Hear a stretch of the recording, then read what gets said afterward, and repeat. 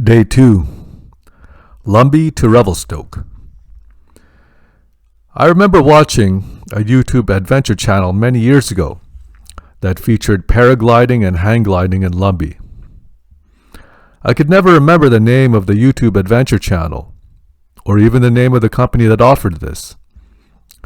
But nevertheless, I found Freedom Flight School. A few days ago, I booked a tandem paragliding flight with Freedom Flight School, and I woke early in the morning to prepare myself for something that was well outside of my comfort zone. Although there were shower facilities in the campground with hot water, I did what I learned when I traveled throughout Europe some years ago, which was to use baby wipes. After using my Huggies kindertucher inspired method of cleansing myself, a method that I would learn to be very adept with throughout this trip, and of course brushing my teeth, I was ready to experience paragliding. I arrived at Freedom Flight School earlier than my flight time. I was greeted by Terry, one of the senior flight instructors. One of the first things I came to realize was this place was really chill. The people there all seemed to be hippies. It wasn't anything like what I expected it to be. I thought that there would be a classroom area that taught all sorts of scientific data on flight, but it was nothing like that. This was a place to chill. A lot of the students who come to Freedom Flight School are also encouraged to camp on site, which is why there were so many tents and campers. The facilities were Spartan but comfortable, old but decorative, and the other students reminded me of the rock climbing hippies out in Squamish, or the skiing and snowboarding hippies out in Whistler. It was a hot day, very hot, and I was chilling on a sofa beside a pretty girl, playing a guitar and singing some song I didn't recognize. Perhaps I wasn't paying so much attention to her lyrics as I was to her grooming. She had more hair in her armpits than I did in mine. While I am not a naturally hairy guy, I definitely was beat by this girl in the armpit hair department. Shortly after, I met Dave, the lead instructor and manager. He took me for a quick tour around the entire facility. Inside seacans and old barns were paragliders, motorized trike hanggliders, and all sorts of cool stuff. He told me of the stories of how the original landowner sold the land to its current owner, and how the current owner would fly from other areas in his motorized trike hangglider and arrive on the runway.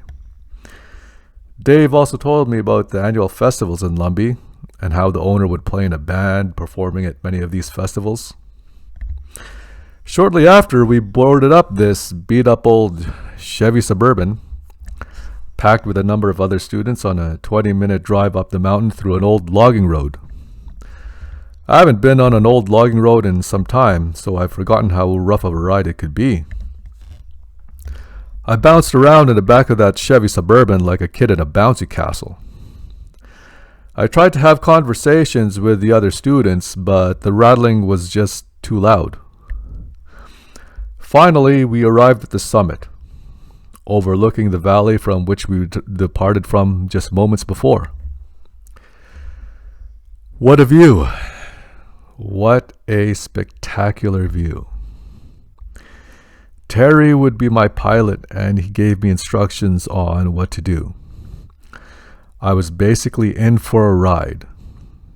And aside from having to run off the cliff, I didn't really need to do anything else but enjoy. First, Terry strapped himself in, and then strapped me in and double-checked all of our connections. My heart started racing when we arrived at the summit. But now, it was in full sprint. I was just about to leap off of a cliff. After all the final checks, Terry asked me if I was ready. I closed my eyes and said, "Just a minute," as I took in a deep breath. After a few seconds, Terry asked me again if I was ready. I said, "Yes." And off we went. He told me to run, and at first I struggled against the resistance of the chute and the weight of both of us, but my strong legs propelled us forward and off the cliff. I did not even begin to realize how high we were until we were in the air. After shouting numerous profanities, I settled in my harness with my hands held onto the grips as tight as possible. A mix of emotions filled me: fear and excitement, fulfillment and yearning, intensity and tranquility. We hit numerous thermals, a term used by Terry to describe hot air waves that propel us even higher. It was a surreal feeling and frightening feeling for me to not have any control. It was eerily quiet, not nearly as loud as I expected it to be, and even the wind up there was hot. Slowly we made our way down towards the runway. I spoke very little, which probably led Terry to believe I wasn't enjoying it as much. Of all the emotions, fright was the one thing that overwhelmed all others. I never did close my eyes, and I must say the view was beyond anything that I could describe.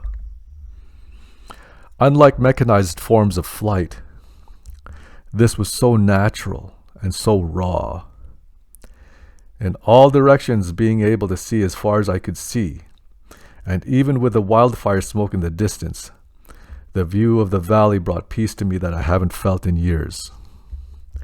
We had a nice touchdown on the runway, and we were greeted by Dave again.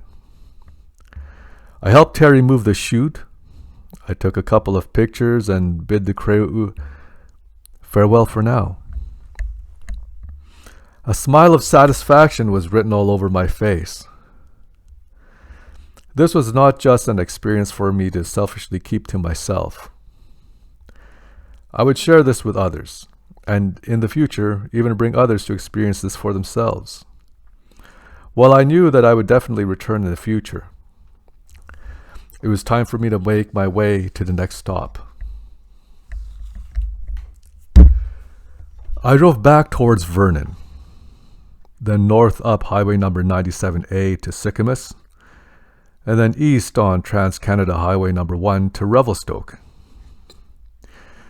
When I arrived at Revelstoke, it was still a little early, so I decided to take a walk around town. Revelstoke was surprisingly busy, with all the shops and restaurants bustling with activity. I grabbed a quick bite to eat and sat on the park bench by the bridge overlooking the Columbia River. I watched the families enjoying themselves in the torrid heat of this wildfire season. As the sun was starting to come down in the late evening, I continued to walk around the residential areas, looking for anything that would spark my interest. As I grew tired, I decided it was time to retire for the evening and dream of what was in store for me tomorrow.